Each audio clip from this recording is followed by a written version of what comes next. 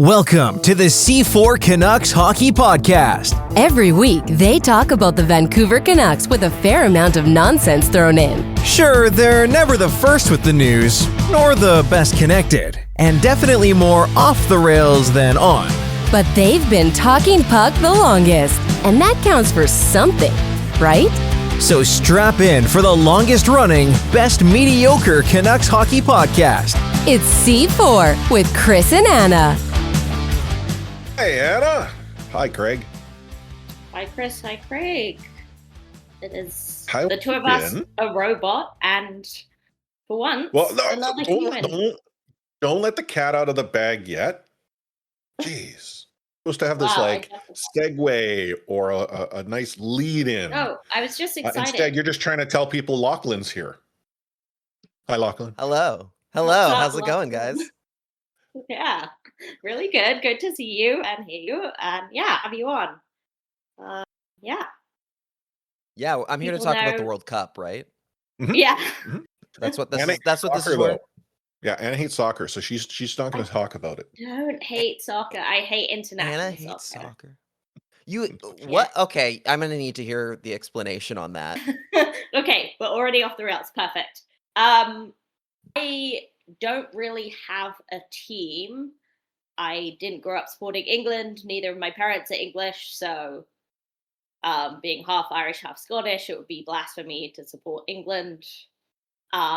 Yes. Plus, there was the whole like England hooligan thing when I was growing up, and that was kind of cringe.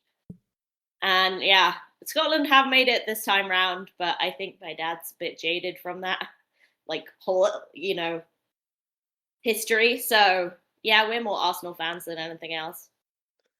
I have been cheering very hard for Scotland. I was so disappointed when they didn't get any games in Vancouver or even on this coast. They're like the three teams in my lineage that are here are Canada, Scotland, and Mexico. So I've got a good mix of teams that are doing decently right now. But again, it's the first time I've ever seen Scotland in a World Cup. So it's pretty cool. Yeah, that is awesome. I mean, I've been following the Scottish fans more than the that's been games. so fun. Oh yeah, I've liked so many videos of Scottish people just taking over like Fenway Park or putting traffic cones on statues. That's been so fun. That the Scottish fans and the Canadian fans have all been fantastic. I saw someone comment about like where is it that these Scottish fans get all their cones, and the replies to that post were almost the best thing of the World Cup tournament so far, because it's very obvious to me where the cones are stored, but I apparently wasn't as creative as others with them. But Yeah, you know what? It would have been interesting if Scotland had been here in Vancouver. Like, start with the Aussies, bring in the Scots. I mean, and then all the Canadians just setting up shop. If you wanted booze in Metro Van, you would have not gotten any at this point. It would all been gone. So yeah, it's true. Honestly, it's been cool to see the whole hype around the World Cup, even if I'm not particularly into any one team. Yeah, it's been, especially because it looked like it wasn't going to be the World Cup was going to be not popular. Of course, it was always going to be interesting, but like just coming into it, there were a couple days, even just like a few days out, it was like, oh yeah, the World Cup's in a few days. That'll be, I guess, something to watch. And then it's been so fun, especially around Vancouver for anyone listening who's not in Vancouver. It's been so fun around here for the last like 2-3 weeks. Just going out to see all the different festivities going on around the city has been awesome. it's got the 2010 vibes to it, and It does. for those who weren't here for the 2010 Olympics, there was sort of some skepticism as to how will this pan out, and it didn't unfortunately get off to a great start, but after that sort of first weekend, I guess it was just nonstop party, and World Cup festivities here in Vancouver have just been nonstop party. I mean, yeah, I think having Australia as the first match in Vancouver, where this is what the capital, the Australian capital, not in Australia. Pretty much. That sort of set the tone, and then from there, Canadian fans, the Voyageurs, they've upped their game, our game, to meet the moment. But because Anna hates international soccer, we're obviously not going to talk about that any further. We're going to talk about the Vancouver Golden Knights. We might talk about the Canucks. I mean, there's not a whole lot going on in the world of the Vancouver Canucks at this moment, but the Golden Knights have had a very busy couple of weeks since we last recorded an episode. We've got Lachlan here to help us break down everything that sort of happened. He has the degree necessary to understand what took place over the course of the expansion period, draft, whatever you might want to call it. And we get to understand better why the Golden Eyes lucked out in the entirety of the process, and also what it means sort of moving forward with the fact that they got themselves a pretty solid player with the golden pick, I guess, as one might call it, the gold plan. So we'll get into all that, and then whatever time we have left, we'll talk about the rest of the NHL and anything else that comes to mind. But to get things started, let's get into Rewind. Our listeners might think I'm joking about you having a degree and understanding the PWHL expansion draft process. But as I understand it, you went to university, took PWHL expansion 101 and 202, and can break down how there was like 6 rounds, X number of players chosen, how Vancouver had one chosen, got one back. Like, that all made sense to you, right? I mean, a degree is a perfect way to put it, because just like in school, I basically just made it seem like I knew as much as possible just to get to pass, and then that's all I needed to know, really. Yeah, the way this expansion process was rolled out was very, very complicated. Some might say complicated to the point of overcomplicating it, or overbuilding it, essentially. Yeah, exactly. We're over it. It was a long process of like 2 weeks that they wanted to do, basically, instead of doing the standard expansion draft, because they had 4 teams coming in as opposed to 2. There was a lot of frustration with how the last expansion process went for the old teams, and shockingly, people were still upset this time around. From the original teams, they were all annoyed again. I think when it all came out in the wash, it worked out that I think every team was pretty balanced. It seems like there's more than enough talent to go around. Like, the teams that lost players aren't necessarily going to be, I think, hurting long term, except for a couple, like Seattle really got the short end of the stick. The Sirens got the short end of the stick as well. But then you get a team like Vancouver, who somehow managed to escape with very little roster turnover. There's still a lot of contracts that need to be re-signed or dealt with in the coming weeks. But as far as like the players under contract, they only lost, I think, 2 coming in, or no, not even 2. They lost 1. They lost Nina Yob Smith. Technically, they lost 2. Yeah, technically, they did lose 2. That's right. They lost Abby Barine as well, and traded back for her, which was I didn't see coming. I mean, I thought I had maybe there was a possibility that maybe they would trade back for someone, but I thought it would be Yob Smith out of the group that they lost. I mean, and she's literally dating the captain. There is that, and but Nina Yob Smith. If we want to get into why Yob Smith left, if there was a reason for it, I can't say I know it. This is just my own opinion on it. Was that you look at the depth chart defensively, she's a really good offensive defenseman. She can play both ends of the ice, but offensively, that's where her talent is. And you look at the depth chart of who's going to get the most ice time, who's going to get power play time. She was behind, Sophie Jakes.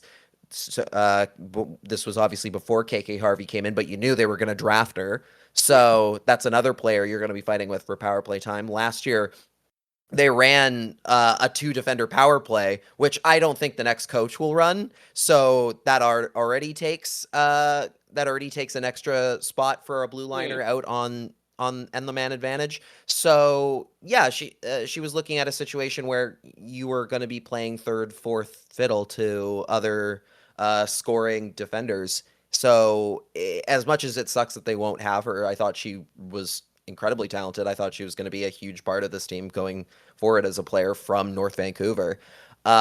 She'll get a better opportunity to spread her wings and develop, I think, with Detroit. Yeah, but it's interesting. I can completely see that why she would go, but a shame. But I think the whole process does speak to this idea that the players think they're building something here. I mean, we talked last episode about Sarah Nurse staying put, and obviously the coach leaving at the exact same time, which may not be a coincidence, but it does seem like this could be the start of something, and that the players are bought in. Yeah, what's your reading of the sort of off-season feeling? Yeah, there was a lot of noise that it wasn't a coincidence that the coach, that Brian Adulski, gets let go right before contracts need to be handed out and everything, and with Sarah Nurse being a particularly interesting one. When you look back on the season, I personally was of the mindset of, I didn't love everything Brian Adulski had done with the Golden Eyes, but I was also the thought process to me was, expansion team, I think you can give the coach 1 year. I think you give the coach 1 year to figure it out, and then in season 2, if you don't like what you're seeing, by all means make a change. Right. Especially because there were a lot of fans, I think, who were saying they needed to fire the coach, they need to move on, and I was like, I'd give him a pass for year 1, but they decided not to, and I don't think that's necessarily the wrong decision. Certainly not, especially if it was a situation where players weren't going to want to come back to play under that coach again. It does.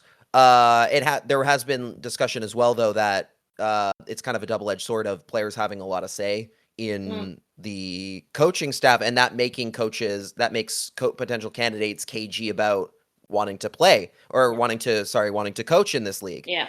And that especially when it's still a growing league, and not necessarily the salary for a coach in the PWHL is going to line up with, say, an NHL assistant coaching job.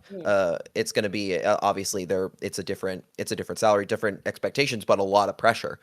We'll see who they get in the long run, but yeah, as far as the players are concerned, yeah, they are a team that is very close. The players really got along. That was a common theme with the team around the rink this year, was that for an expansion team, for a group that was just getting to know each other mostly, they got along very, very well. They clearly really like being in this market. They really like being involved in the community. They like the fact that they're, primary tenant in their own building. They have their own practice facility. Basically no other team in the PWHL can say that for themselves, that they have both of those things. And the players seem to really like what they have going for them. And if they can have the right coaching, if they have the right bench to support them, it does feel like they're building something, and that they'll get better over time, and they'll be able to build into a consistent contender, especially now with one of the players you have coming in from the draft. So, just to rewind a little bit, catch people up. Anna had been talking about the fact that the first phase was coming to a close, or I think it was the second phase. But anyhow, what we learned coming out of it is that Vancouver had to sign both Izzy Dan and was it Jen Gardner? I think were offered foundational player offers by expansion teams. And what that meant is when those players were offered those contracts, by turning them down, then Vancouver had to sign. Now, I had guessed that if those players didn't sign, that the expansion teams would then obtain the rights. They'd still need deals. Do you know if there was any clarity on it? I know you'd sort of agreed with my guess, but what would have happened had Vancouver not brought those two back and protected them? It is one of those things where it never came up. That situation never occurred. So I am just as in the dark as you are in terms Mm. of, well, if they had not signed with, I assume how it would have worked because the way it's phrased, right, where they're like, oh, you have to sign by this phase with a team.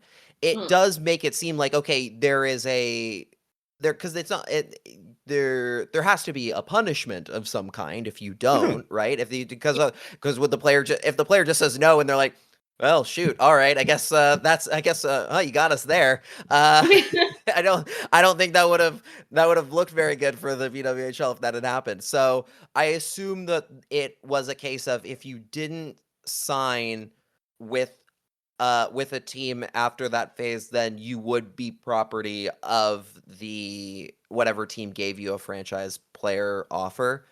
And the good news for the Golden Eyes is I don't think either of those offers change their plans in any concrete way. Like Right. maybe they don't give Izzy Daniel a contract Yeah. right out of the gate, but even then, there was no doubt in my mind that they wanted to keep her and they wanted her there, and she liked playing here. So I think that maybe that's the only place that there was maybe it affected their plans, but very minimally, like very, very minimally in the long run. Like Jen Gardner was always a player that was if they had been able to, if it wasn't Sarah Nurse that they were signing in the first phase, it would have been her. She is very much a core member of the team for the long term, in terms of what she brings as just not only a local player who loves playing in Vancouver, but just as a young talent who was one of their best players last season and is only going to get better from here. And just to also add, Hannah Miller was the third player who was then protected in that phase to bring out to 6. Now, where it started to open up was in the subsequent phases. Players were able to sort of sign and I don't want to say move freely. Obviously, there were many players still under contract. And as we did see, Sydney Bard was signed by signed by Detroit, I guess, because Detroit, the expansion teams would have first crack. Nina Joseph had left. Vegas took Abby Boreen sort of, I think, just to get compliant with roster rules, it feels like. And as you'd already mentioned, Vancouver then, traded to get her back. What is it about the Vancouver Golden Eyes roster that kept the expansion teams at bay? I've seen a lot of scuttlebutt that, it's because Vancouver really wasn't that good of a team. Well, whether there is truth to that or not, and I don't feel there is, because what we saw sort of in that last third of the season was a team finally figuring out how to play collectively, play well together. Seattle was pillaged.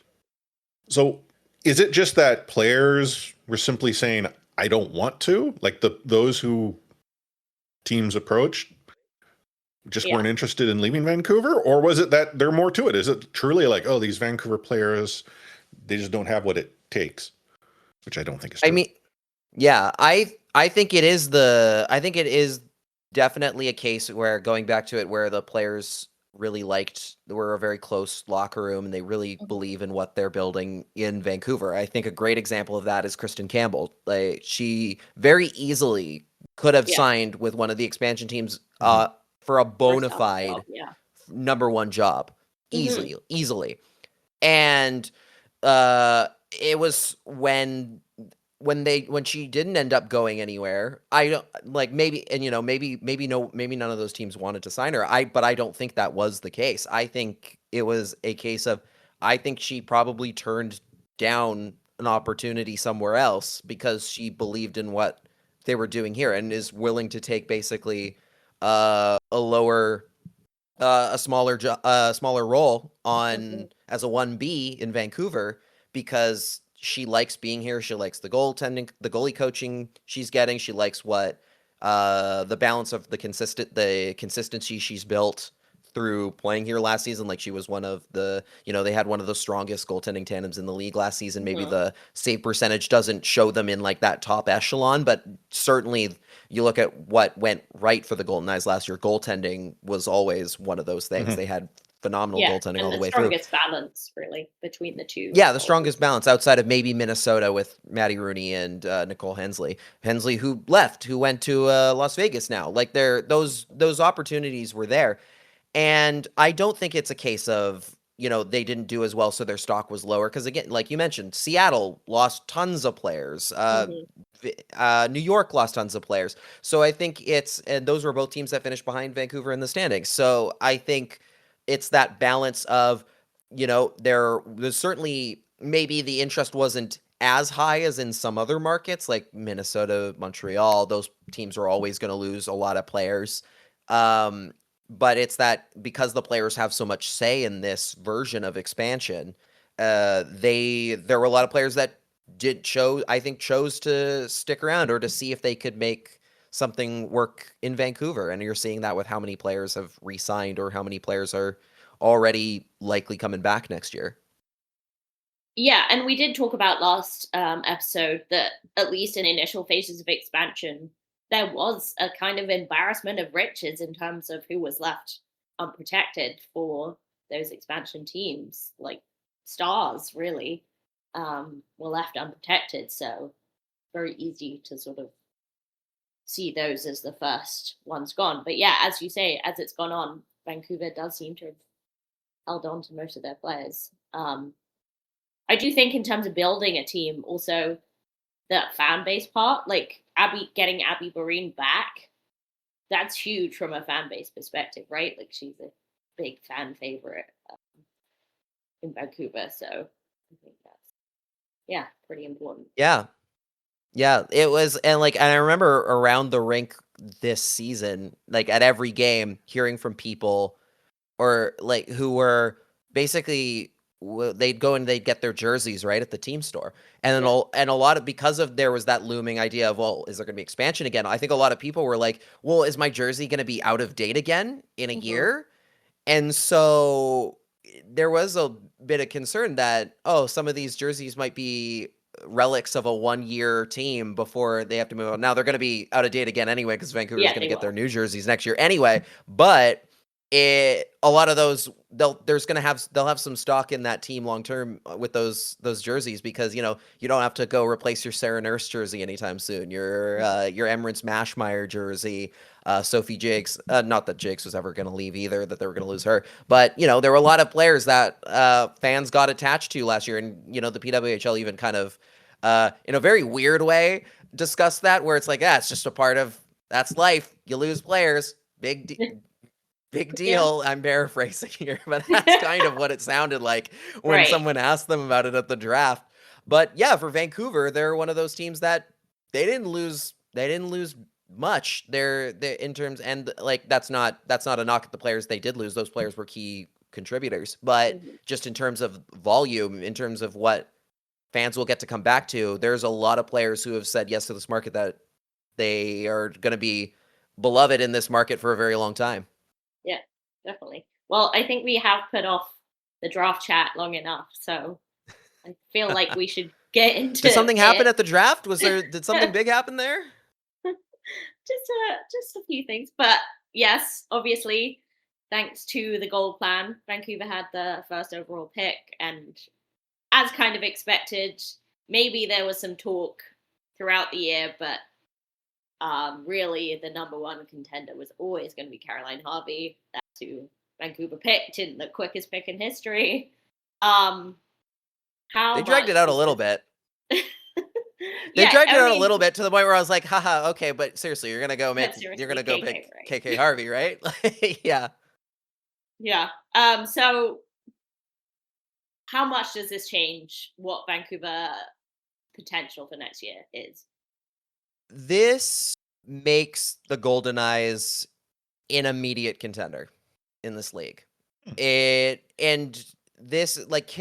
Caroline Harvey is a player who you always want to be a little careful about overhyping prospects. It's a bit different in the NHL where you're getting 18-year-olds versus in the PW where these are 24, 25. They're established players to a degree at this point.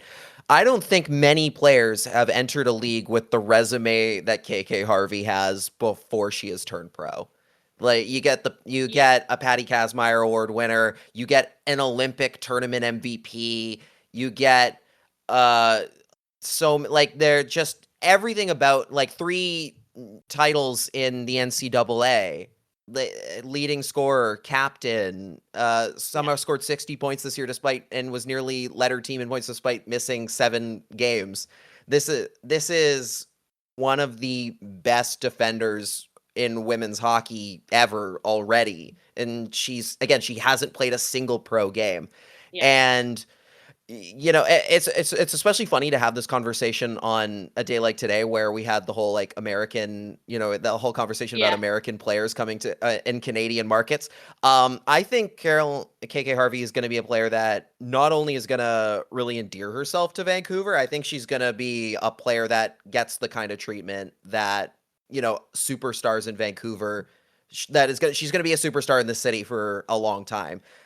She's going to be up there with like the Thomas Mullers of the world in terms of what kind of impact she'll make on an organization, on the team, and I think what she'll bring to this market and the city in the popularity of the Golden Eyes, if it can get any bigger than it already has, because it's been pretty good already from the start.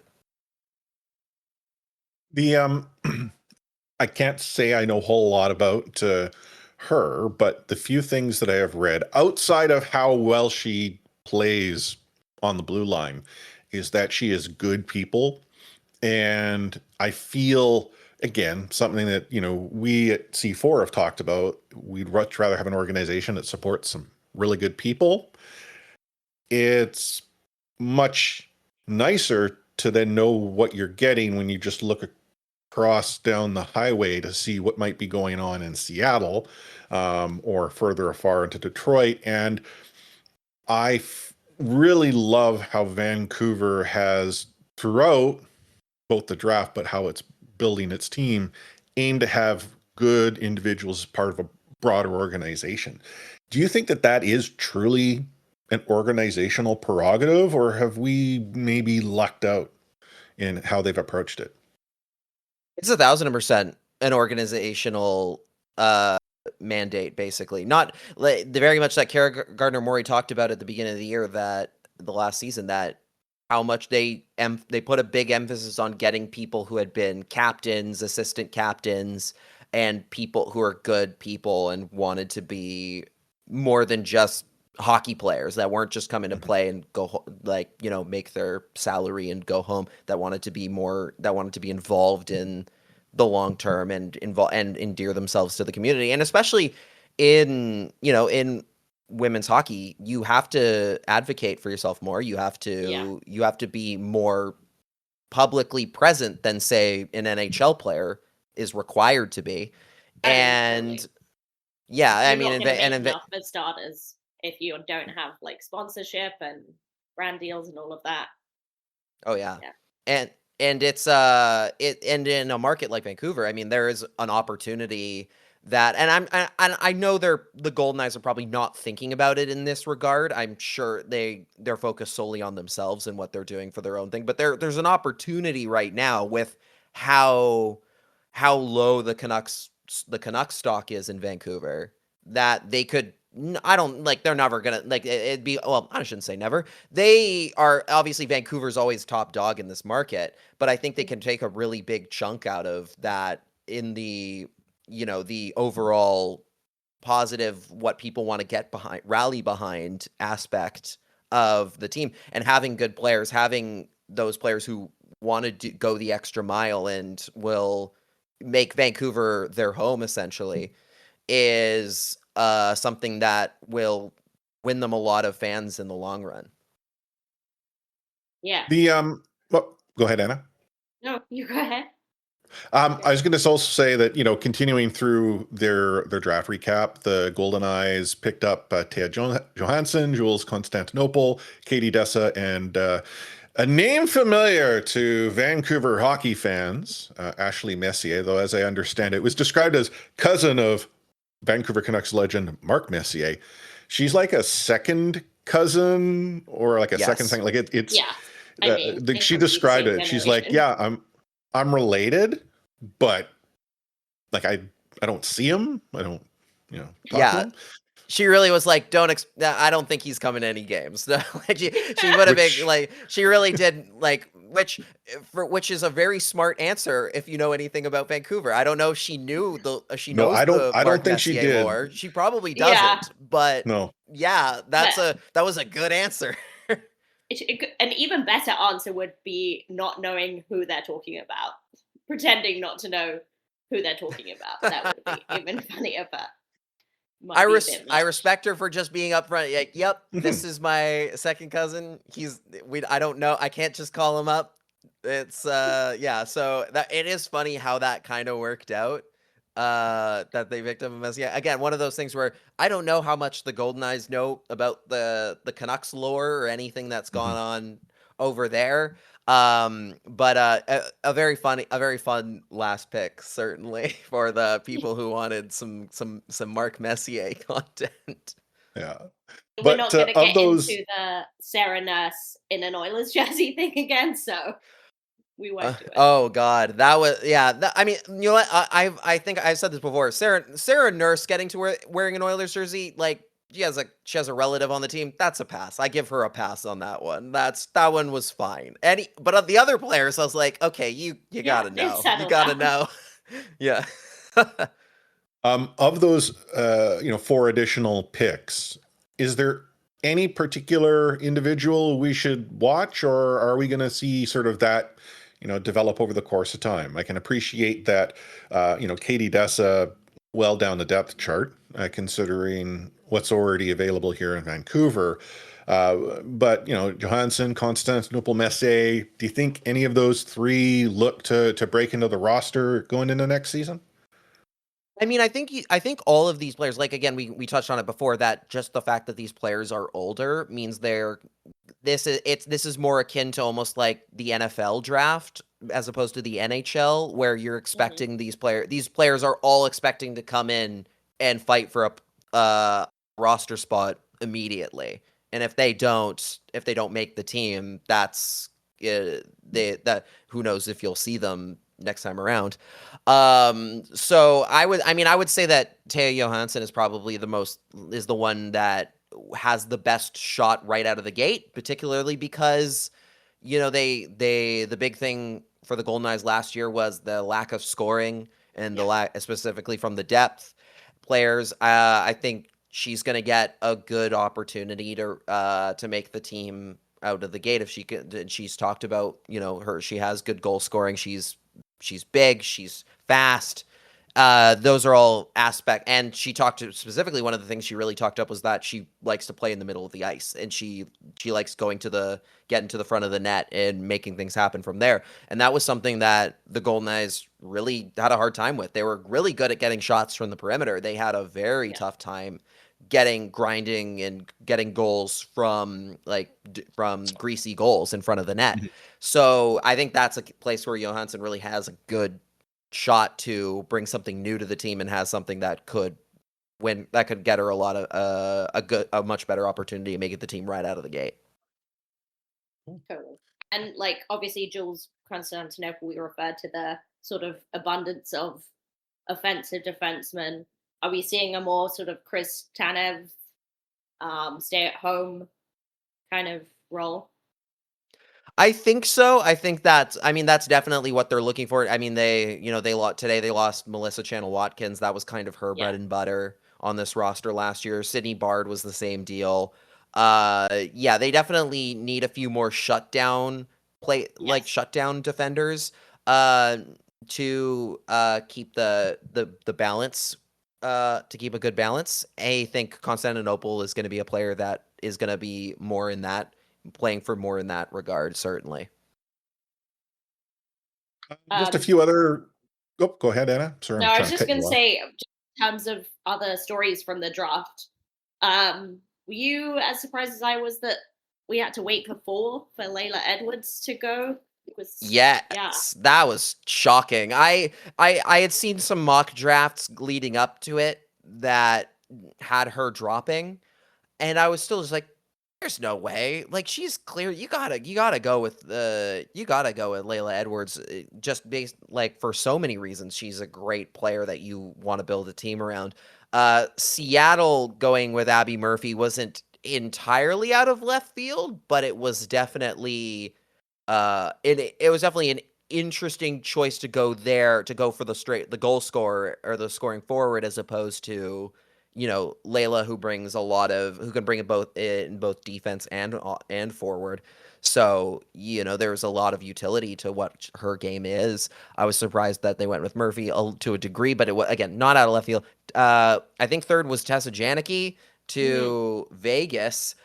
That one was the more surprising, I think, spot. I was like, well, surely Layla's going to go third. And then, nope, they go in a completely different direction. So San Jose, what a falling into your lap with the 4th overall pick, a pretty great player. I have buddies back in Northern California who I was like, oh, you're getting a really good hockey player with Layla, and that's going to be, they're going to have a good core to build around with her there. That was definitely a surprising drop, certainly. Yeah, for sure. And then obviously with the thing we talked about earlier with, existing teams getting a bit rifled through with all the expansion, we also saw, the expansion teams get inserted into the draft after second, leaving New York Sirens, who've yet to make the playoffs, picking much lower. So, yeah, what was your read on that? Okay, maybe this is me as a reporter for an expansion team being a little bit biased towards the expansion teams to a degree. But I was kind of when they dropped New York to, what is it, 7th? Seventh overall? Yeah.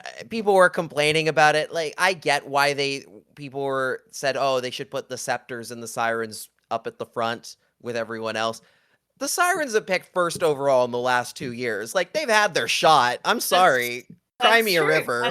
That's on them. That is on the Edmonton Oilers.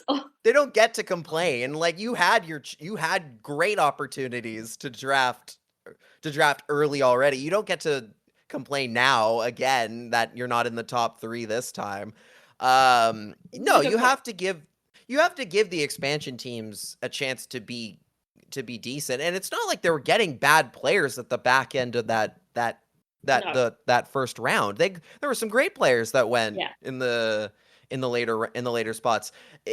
At the end of the day, if the goal of the league is to have everyone be on as close to a competitive playing field as humanly possible, you have to give the expansion teams a chance to draft someone decent. And from the sounds of things, next year we won't be having this conversation again, because I don't think they're planning to expand again for a long time, or they shouldn't. Frankly, they shouldn't.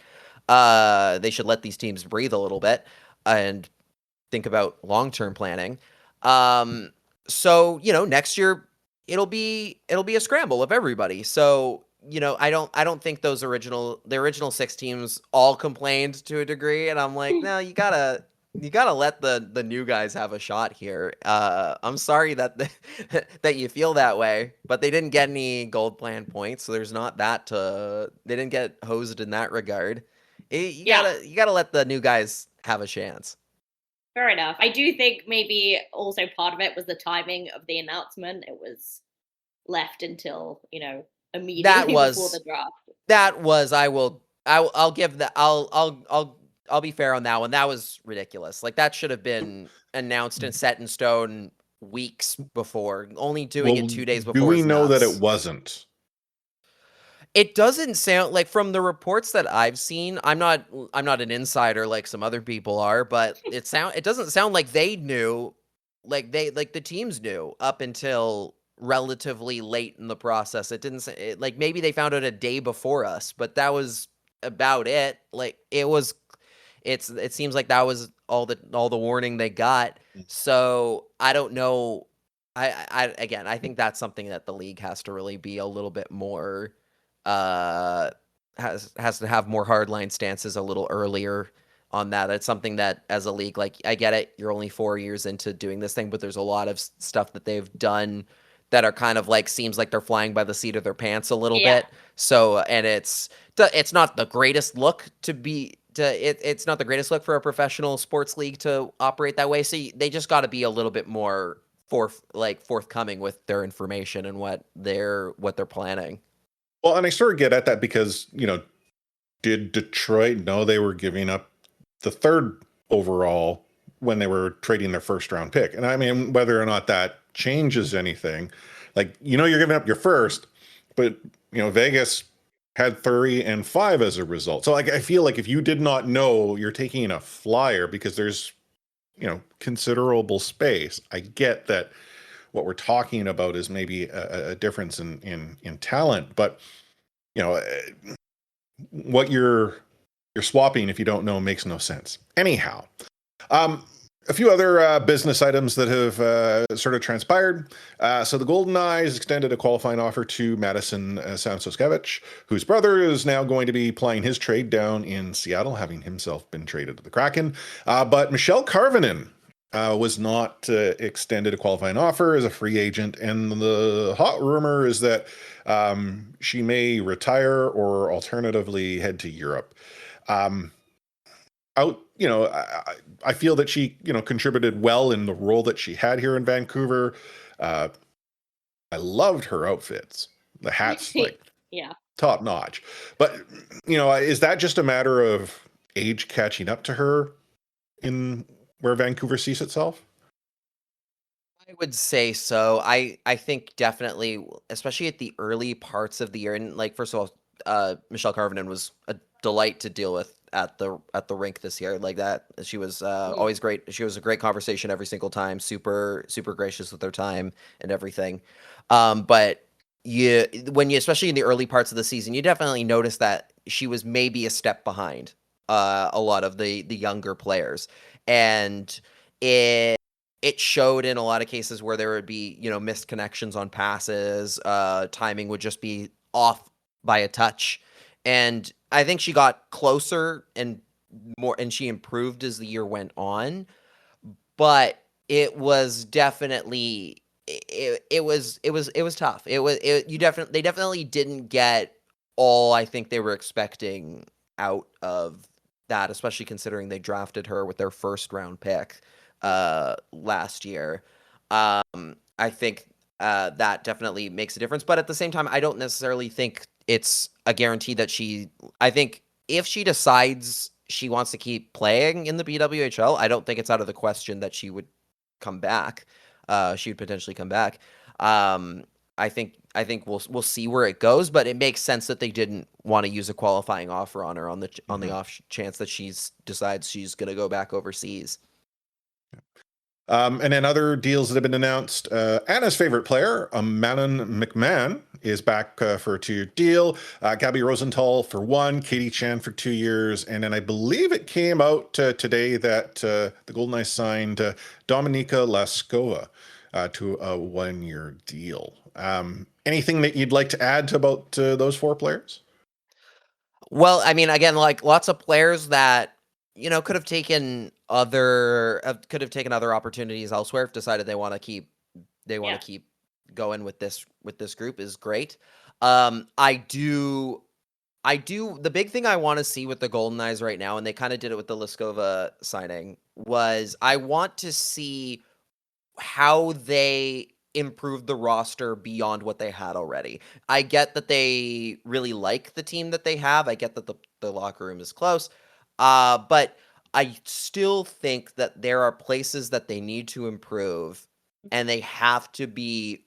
And if I'm GM Kara Gardner-Murray, I have to be willing to maybe to make a big move or make a big pitch to somebody, like a player that I've talked about before on social media that I really would love for the Golden Knights, and this is a player anybody would want on their team, but I think fits what the Golden Knights desperately need is Emma Malte.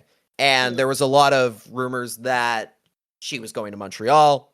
That has not happened yet, so sure, services are still available. And if I'm the Golden Knights, I think that's a player that you should be making a big pitch to. We don't know necessarily what their cap situation is like at this point in time. There's assumptions that it's they don't have a lot of room left.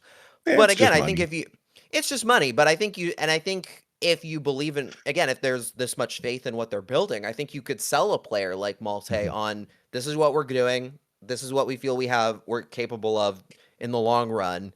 If you're willing to play for a little bit, make a little bit less money to play on a team that has its best years are ahead of them, this is a spot for you to be. And I think what Malte would bring to this team is, again, like that sandpaper in the middle of the ice, that willingness to win puck battles, to be to grind for goals at the front of the net, not afraid to talk a little trash to teams on the ice. I think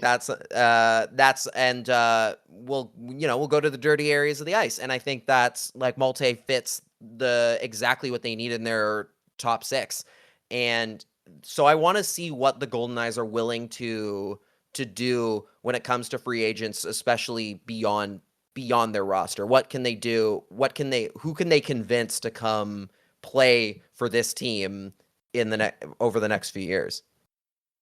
Yeah, and I think with Emma Malte, right, I guess the pitch is you've been undervalued in Toronto. I think she was expecting to stay, and that doesn't seem to happen. So, yeah, I come play with a lot of your former teammates, like Sarah Nurse. Come play with Sophie Jakes, who I believe you're literally on a vacation with right now. Like, these are close friends of yours who they have a good connection with a lot of these players. Come play with first overall pick. Come play in a primary tenant arena.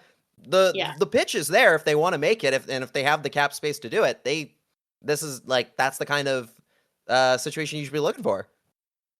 Totally. And I guess it's a thing of, we talked about the player power, but without a head coach and maybe not the resources to make a big swing at a head coach, the pitches, play with these amazing players rather than you'll get some good coaching.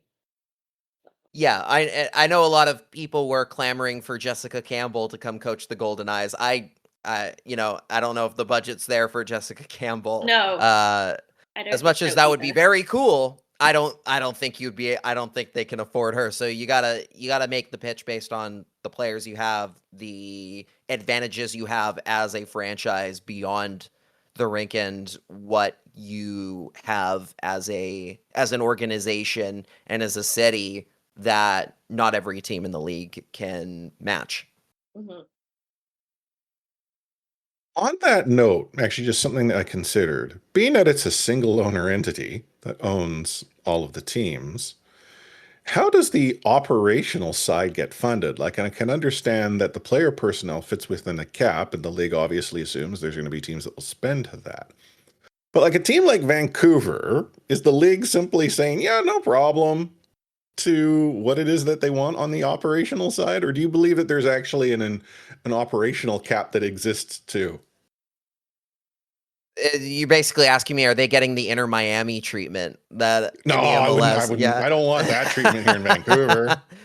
Well, don't know, it's Inter Miami and MLS. They've got like an agreement that Miami doesn't need to worry about. They've got some insane shenanigans going on that it should be very illegal in the league's CBA or whatever it is. Yeah. But with the single ownership, I do think that there's limits of what people can do. I don't want to claim to know exactly how the inner workings of their business is, but I think that the fact that we have very little hardline numbers to go off of does leave essentially the door open. Like if there was some sort of like, to me, like Jessica Campbell, there's some cachet having her in your league, right? Like, do you as a single owner fund that, regardless that it's potentially in Vancouver or what have you? I mean, I think that is more likely. Like, I think it's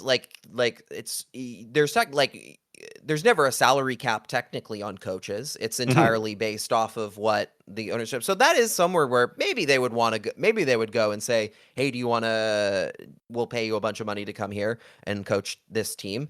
That would be something that Kara Mori would have to sell to whatever the ownership is. I don't know exactly how the and that's the gray goes area there. for me, is like, the ownership, if it's like he was in Major League Soccer, local ownership essentially bought a share of the league, which then includes the team. The funding is from the owner. There is money. You can at least say that person probably has to agree to pull some out of their pocket. With the P-Dub, that doesn't seem to exist. It is one entity with deep pockets.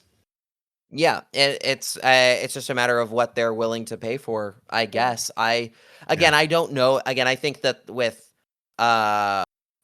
Campbell, if Campbell's the example, I think there probably would be a lot of questions from other teams of, hey, wait a minute, how did you get this coach to come to this market when we were all told we could only spend so much? But who knows? Maybe it's a little bit. Maybe there's a bit more of an understanding there in terms of just there's already been people saying there's not enough women coaching in this women's league. Maybe there's a little bit more thought. There's a little bit more. That is a place you can be a little bit more lenient. Like, it's one thing if they were like, oh, we're gonna bring in John Tortorella to coach. I hear he's available. He is available. I think maybe there is. I don't. Again, it's not something I can say concretely, but we'll see where they go. Now that they're past the draft, now that they're past most of the heavy lifting of free agency. We'll see their head coaching search begin a little bit more earnestly, and I think, they clearly they're clearly going to be looking for a coach that can get a little more offense out of this team, and who will coach in a way that the players respond to better than what they felt they had last year. I will say, as much as I would love to see Jessica Campbell coach in the Golden Knights, like, I do admire her a lot as a coach. I have a lot of kind of respect for the opinion of history coaching women's hockey. Like Adolski, that is where he came from. And whereas, Boston Fleet fans, I think, are a little skeptical to see another coach come in. That it's not just that he's a man, but he coached men's hockey and that's his experience, So I do find that a bit, like Jessica Campbell, great coach, but she hasn't coached women's hockey in a minute. Yeah, and this is my assumption as well. I think I would imagine, especially for women's coaches, for women who are coaches in particular, I imagine there's also, if there is a reason why there's not as many women coaching in the P-Dub, it might also be the aspect of for female coaches, they're probably worried about getting pigeonholed as a women's hockey coach and not getting opportunities, being eligible for NHL opportunities, because they'll be like, oh, they just coach women. That, in a way that is not an issue for men. Men are not going to have to worry about getting pigeonholed as only being able to coach women's hockey, whereas I think that's more something that someone like a Jessica Campbell would be thinking about about the pros and cons of coaching in this league. Is just, well, if I do this, if I go from the NHL to this, am I gonna never get called for an NHL job again? Not that someday, these will be, ideally these are two leagues on the same equal footing, but right now, obviously, there's much more history and more prestige with an NHL job, and that's just how it is. But eventually, that might not be the case. But for now, Campbell is probably weighing that as something. If that job was if she was even approached about this job, or if she ever even does, that'll be something that she'll weigh, certainly. And just to make clear, I am not suggesting John Tortorella get a job in the PWHL, especially here in Vancouver. I am also not promoting that as an option. No. Yeah, I don't know if they have room for a Murphy bed at the Pacific Coliseum. So well, he would never use it. Install that. That would come out of the budget. Yeah, he'd be in Point Roberts most of the time. So yeah, I'm not going to advocate for John Tortorella getting another job in hockey. Never mind in the P-Dub. That's just my yeah, we'll see. I'm sure, knowing how the NHL operates, I'm sure he'll be back. Just like Mike Babcock will probably be coaching the Oilers next year. Yeah, and on that note, we're going to take a short break. You're listening to the C4 Hockey Podcast, brought to you by Anna, Chris, and Craig. Take hitting out of the game. You can't hit anymore, so don't do it. The unsportsmanlike conduct, I want to get an explanation on it. No kidding. Because how do you get suspended for unsportsmanlike conduct? Plus interference. There's no interference there. He had the puck. Now, Madison never ever did that before. Now, why did he do it? And that because he was mad. Well, your early favorite for the Calder Trophy, that's for sure. Elias Pettersson, you might even say your early favorite for the Hart Trophy. Just to get back to your question, Elias is going to play plenty. He's going to get a lot of power play time. And yeah, I'm concerned about our offense. We lost 200-point players, and we've got to find a way to score. As the rude host that I am, I decided to stifle that conversation because I am already reliving nightmares of how the NHL continues to bring out retreads. Like, these are tires that have just blown and should be just tossed to the bin forever. But that said, quick recap. Carolina Hurricanes won the Stanley Cup, cost John Tortorella his job. Very sad, shed many tears. A particular goaltender who gave up 4 goals a game. I mean, don't you love to see it? Oh, that really sucks. That's too bad. Yeah, as a Jeez. goalie, you can really sympathize, I'm sure. As a goaltender, you know, it was interesting watching a guy self-implode in the Stanley Cup final and feeling no sadness about it. It was I'm shocked that this goaltender who's terrible suddenly turned into a pumpkin again. Yes. It also happens to suck in other ways. So, you know, that's too bad for him. Good for Freddie Anderson, who gets a Stanley Cup. Good for Brandon Bussey, who I'm a big fan of as a left-handed goaltender. I've said many times, we are the market inefficiency in the National Hockey League right now. And I'm not just saying that because I need a job. I think I'm thrilled for Bussey that he got that opportunity and he ran with it in the way that he did. I feel bad for Freddie that he didn't get to finish the series, but both of them get their Stanley Cup at the end of the day. Huge for the Hurricanes. And, you know, on that note, because the Hurricanes won the way that they did, a team who ended the season with space goes into the offseason with more space. Does this change how other teams approach the NHL is a league that loves to copycat. And look at the case of the Vancouver Canucks. They go to 7 against a team out of Boston that really had no business being in the final, but was, and in fairness, beat the Canucks. And they're like, that's who we want to be. I would love if the Vancouver Canucks were truly a competitive team, which they are not, to be more like the Hurricanes. But does this actually change the NHL? Are we going to see more Tulskis show up? Really smart people who know how to run a team? I mean, that's how it should operate. That's how it should go if teams are smart. A lot of teams are often set in their ways and they don't make those, like, they refuse to welcome in the new age. There's always the aspect, like the Canucks are a great example. Like so many times in the last few years, like the last decade, it's been like watching these teams do things way better than them, win the Stanley Cup, and being like, they're going to learn the wrong lesson from this somehow. They're going to learn the thing they shouldn't learn from this team and take that as a way to and operate that way. This time around, they've got a new GM, new front office that gives me a little more hope that they won't go in that direction. But there's still aspects of it. They can't afford to go full Hurricanes, which is bad. Which is pretty bad considering that the Hurricanes are already notoriously one of the most thrifty organizations in the league, and that's kind of how they've operated for a very long time under Tom Dundon. So you're the Vancouver Canucks. You should be able to spend the amount that the Hurricanes do on your analytics department and everything else on people like Eric Tulsky. Hopefully the Canucks learn from that. They get a few more Ryan Beaches in their front office. That would be something that they need to go out and look for. There's a lot of Canucks Army alums who are out and about. That would be great for that thing. And let me be very clear, I am not suggesting myself for that position. I am not qualified on that front. I'm qualified for goaltending. That's it. That's the real trick, is they got to get someone in there from Canucks Army who will then turn around and give me a contract Yeah, there we go. to play. But It's no, only the you Canucks know. have.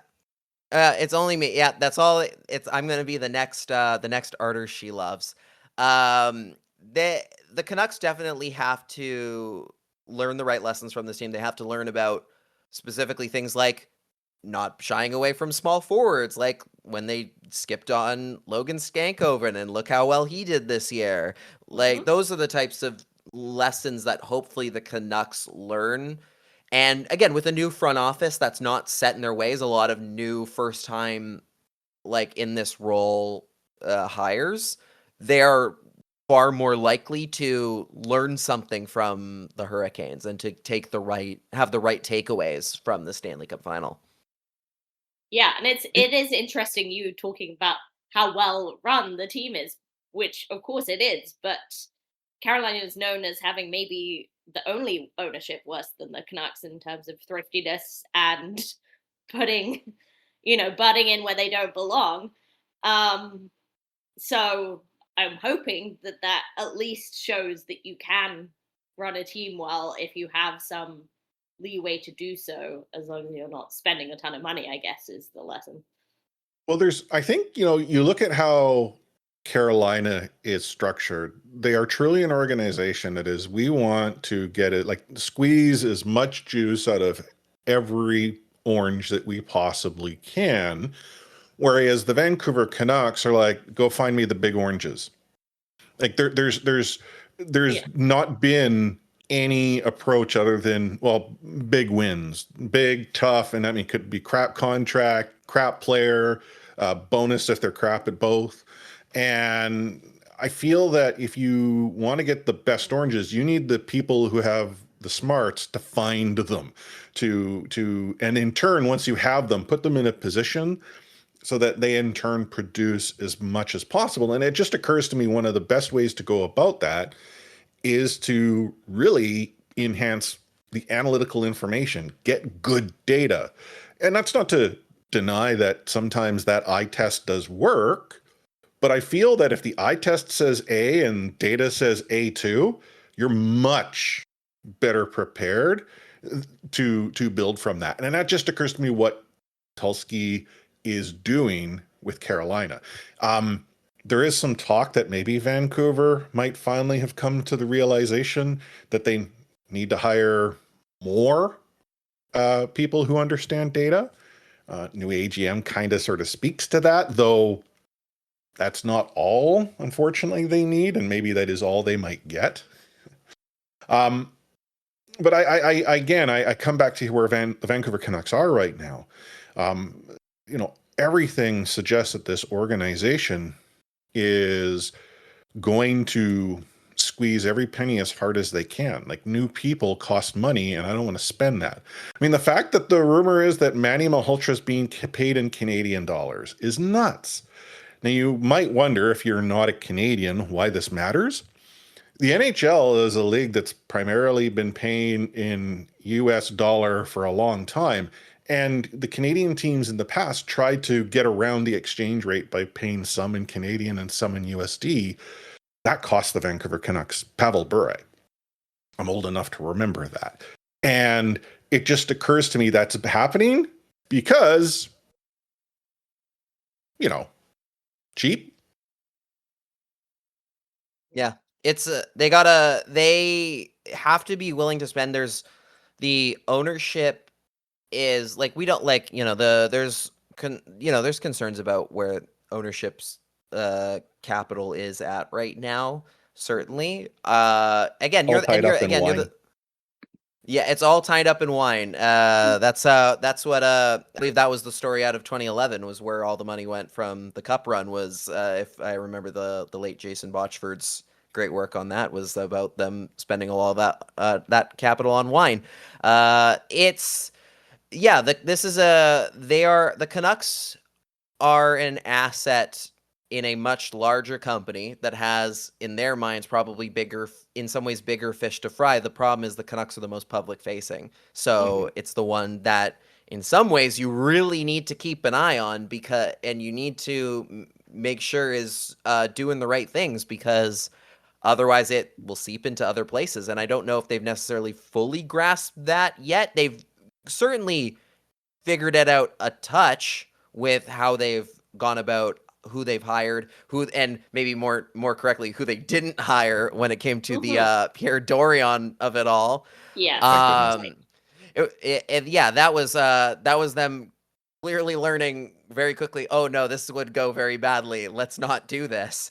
So if I can just sort of interject, if Jim Rutherford is the source of that leak that got that news out there, thank you, Jim. I haven't heard that in a while. Yeah, that was whoever leaked that did a very good thing that really saved this team from some embarrassment. And that came out on the same day that they lost the draft lottery. That was really funny. Yeah. God, what a run. What a summer it's already been. It's been too long. Yeah, the Canucks have to, if the Canucks, because the big thing with the Canucks has always been this question of, do they actually want to win, or do they want to win a Stanley Cup, or are they just trying to win enough to make the playoffs and get playoff revenue? Because those are two different things. If we're taking this front office at face value, they say they want to win the Stanley Cup. And to do that, you got to be willing to spend in the places that give you that advantage. Like we already talked about it with the Golden Knights with coaching. It's you have a salary cap with players. You don't have a salary cap in all the other things you can be doing, all the extracurriculars. It's the whole practice facility thing again with not having one. Like you should. You're going to be the last team in the league that doesn't in, I think, a year from now when the Flames open their new practice facility. Those are advantages and situations that you could remedy if you wanted, and you should have already, but they haven't. So now you got to spend to do it now. And if you're not willing to spend now, then frankly, you should be looking for someone else who will in that case. Yeah, totally. I mean, in terms of getting the talent to Vancouver, whether that's coaching or, players in free agency, because although Canucks should not be, swinging in free agency, at least not now, like, what do you have? Like previously it was a young, talented team. Now it's not so much. Vancouver's still a great city, but that's seeming to become less important to maybe some NHL players. Like it's a Canadian city. That's apparently it's very hard to be in a Canadian city, even Ottawa. We're mean. Yeah, I saw one tweet today. I'm not going to say who it was because I'm not going to give them any sort of advertisement. Seeing somebody suggest that Canadian media is who pushed Brady Tkachuk out of Ottawa was maybe the dumbest thing I've read in a while. Especially if you clearly seeing what's going on with those American players. But it's a balance, right? Because in Vancouver, there's already been, if you want to make the list now, it's like, okay, we can't draft American players and we can't draft Swedish players because there's too many of them, I guess. The Canucks have too many. Well, then you're left with no one. Like there's good Canadian players, but you can't bank entirely on that. You're not, you can't overlook other countries' players and talent just because of these other situations. You have to still be willing to make those picks and trade for those players and assume that they'll help your team in the short term. And maybe that if you have the right organizational structure, they'll fall in love with a market like Vancouver. It should be it really should be a much easier sell to get players to want to play in this market than it is. And it's not because of media pressure. It's not because of any of it's not because of any of that stuff. The reason players don't want to play here is because the organization hasn't been proven to be a place you want to be long term. So when you do that, players will want to come here. Players will want to be here long term. So that's got to be their primary focus beyond when it comes to the rebuild. It's rebuilding not just in the locker room, in the roster. It's rebuilding the entire foundational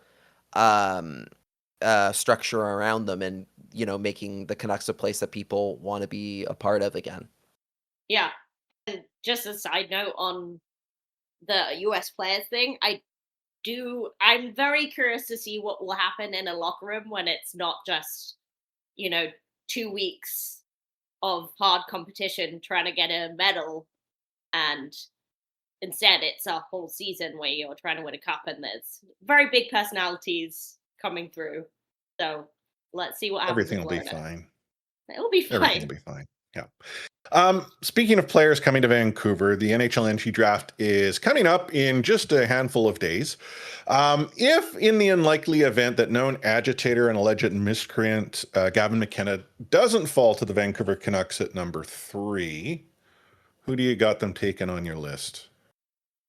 I mean, the player I would want most out of the non-McKenna options is Ivar Stenberg. Okay, there's no way Stenberg gets to 3, is there? I think it's completely out of the question. It's probably not. I felt McKenna getting to 3 is a higher probability than Stenberg. Really? Whoa.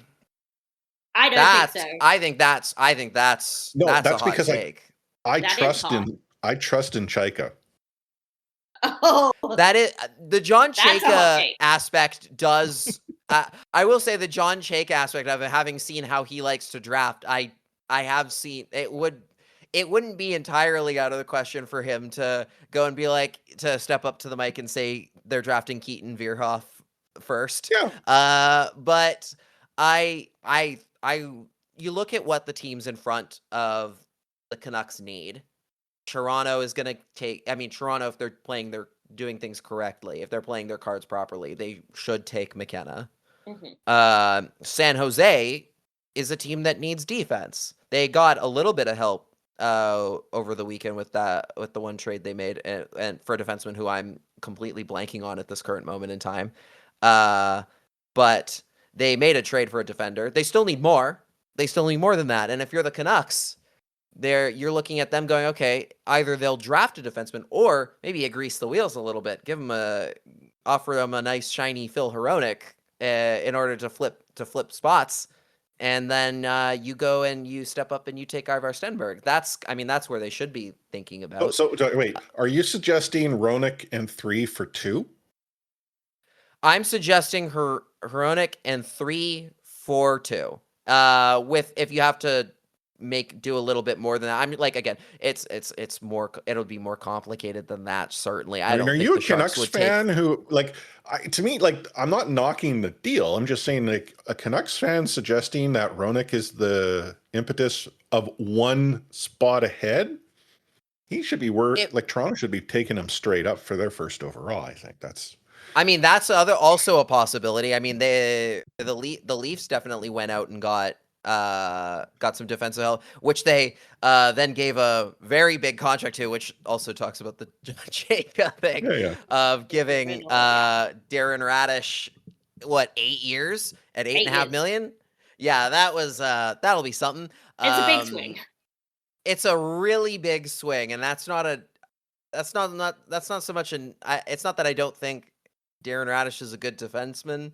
I just think that giving a guy 8 years when he turns 30 and had one crazy breakout season is a story I've seen many different times, and the ending has not usually looked particularly good. But yeah, if you can find a way to maybe move someone, like if you can find a way to move up to get one of those players, to get a Stenberg, to get a McKenna, that's a swing you should be taking as the Canucks right now. Especially like you look at what the cost to get other players in this league is right now. It's and high. I'm not knocking the cost. I'm not suggesting. I more on the Canucks fan.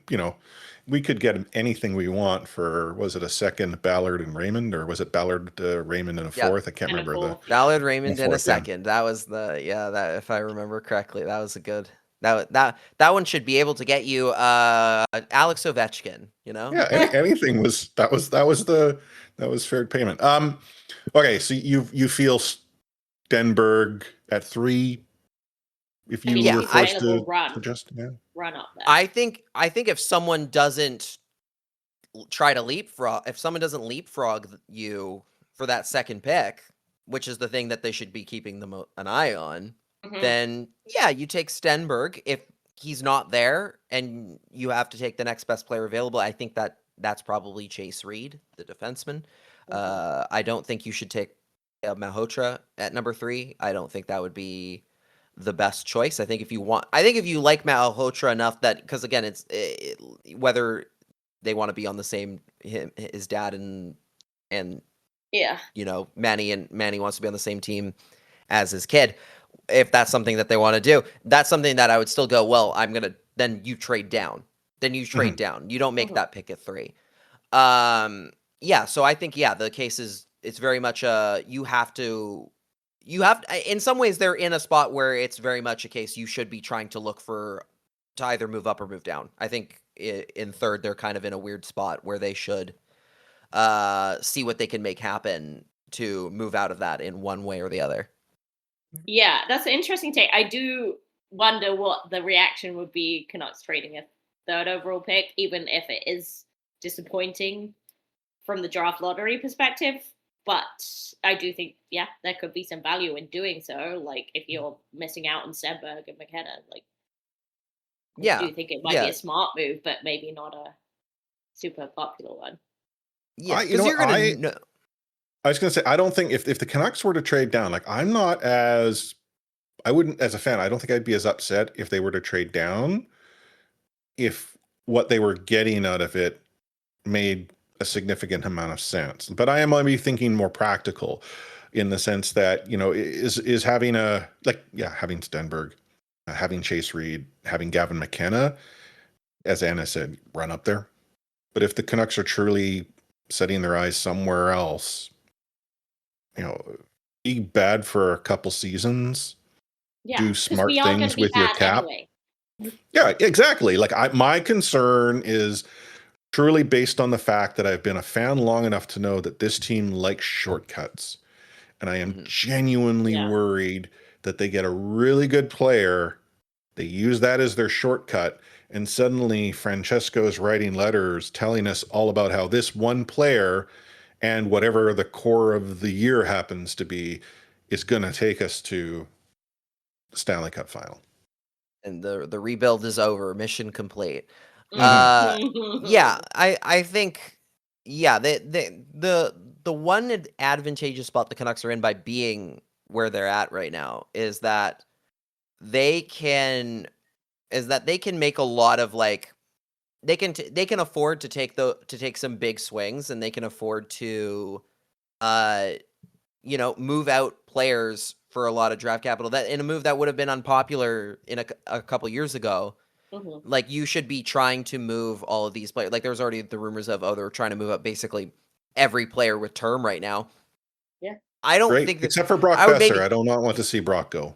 Yeah, Besser's the one player, if you want to talk about American players who have been lovely in Vancouver and who clearly like Vancouver very much, Brock Besser is the perfect example of that. And he's the one player that I'm looking at where I'm like, hey, you keep him. If you I would say that he's a player you're better off keeping than moving. I think not only do I think is his stock not at necessarily as high a spot as some of the other players on the board, and nor is it at its highest point right now. He's a player that I could see being a good leader and a good veteran presence for a young group that's rebuilding. So I would say keep him around. As for everybody else, no, you should be looking to accumulate as much draft capital out of those players as humanly possible. And then you look at it, you look at the teams in front of you, like San Jose and Toronto, now that you have accumulated all this this draft capital, and you go, listen, you don't need this player as much as we do. Here's some extra draft picks in the back end, so we can go get our player that we want. And you can make those, you can afford to make those types of decisions. And again, if that's not possible, then you keep accumulating more draft picks by trading down a little bit. Chances are what the teams around you in the vicinity of that top 5, the top 6 are looking for. You know what they want. So if you know that you can probably sneak down a few spots without losing your player, you should do it. You should make that happen, because there will be other teams that want maybe a player a little higher, or higher on a player than you are, and you're like, all right, here's your number, here's 3 overall. Give us this guy, give us this prospect and this pick, and go from there. Cool. Endorse that statement. Yeah. That's going to be my plan for when I apply for a GM job in 20 years. What if we just do things really well and we crush it? Yeah. That's my plan. I like it. Yeah. So as we look to wrap things up here, we've kept Lachlan longer than he probably wanted to hang out with us. But Lachlan, where can our listeners find you if they haven't already discovered the wondrous that is Lock in the Crease? Well, you can find me at Lock in the Crease on most social media platforms: Twitter, Instagram, YouTube. Please subscribe to my YouTube channel. I'm very proud of it. I'm planning to do a lot more video content, not just over the off season, but into next season, that you should keep an eye out for. You can find me over at Canucks Army, canucksarmy.com, where I write about the Canucks pretty frequently. I'm also the backup for the Stanchies over there. And you should you be full time, because Wyatt doesn't deserve it. Yeah, he doesn't deserve anything. I know the long-standing rivalry with Mr. Wyatt Arndt over here. It's a feud. He knows what he's done. He knows and what I hope he's the done. fleas of 1,000 camels infest the cushions of the Trust the Process studio. Wow. Okay. I mean, they have not had me on the show yet, so I See? can't. I have to take a. You can't trust the process, Lachlan. I have to take a Switzerland approach to this here. Whoa. But whoa. I'll say this. There's no fence sitting on C4. Just ask Anna anytime she says I'm not fence sitting. I'm I'm neutral. I'm just neutral. I'm just sitting here. I'm not. Ask Switzerland about what's in their banks and what was in their banks in World War II. Well, I mean, yeah, what's in my bank is money that I've gotten paid for to do the Stanchies. So I gotta be as neutral here as humanly possible. Yeah, and I'm not ready to take over full time on Stanchies yet. I've still got some learning to do. So I'm happy in my backup role as far as I'm concerned. And then Golden Eyes, you can find that on me lockofthecrease.substack.com, though. Maybe rebranding that before next season. So maybe that'll be out of date by then down the line. But for now, yeah, lockofthecrease.substack.com for any Golden Eyes coverage you're looking for. Awesome. Thank you. For those who are longtime listeners or even short-term listeners, our podcast schedule, as we sort of talked about, is transitioning into the off season. Anna and I are going to record just a couple episodes over the course of July and August. By couple, I mean once in July and once in August, unless something like stratospheric were to occur either in the world of the Vancouver Golden Knights or the Vancouver Canucks. So Anna and I will be back next month, and I say that, but really in just a week and a half-ish's time. July 3rd is when the July episode will come out, and then we'll figure out when August is going to happen, but it's probably going to be a month or so. Again, the asterisk being we might publish stuff in the interim if crazy things were to occur, or Lachlan were finally to choose the right side in the feud. If you want to find us, though, in the interim on social media, at the C4 Podcast is pretty much what we're called when I get things set up correctly. But Threads, it's at the Real C4 Podcast on Blue Sky at c4podcast.com.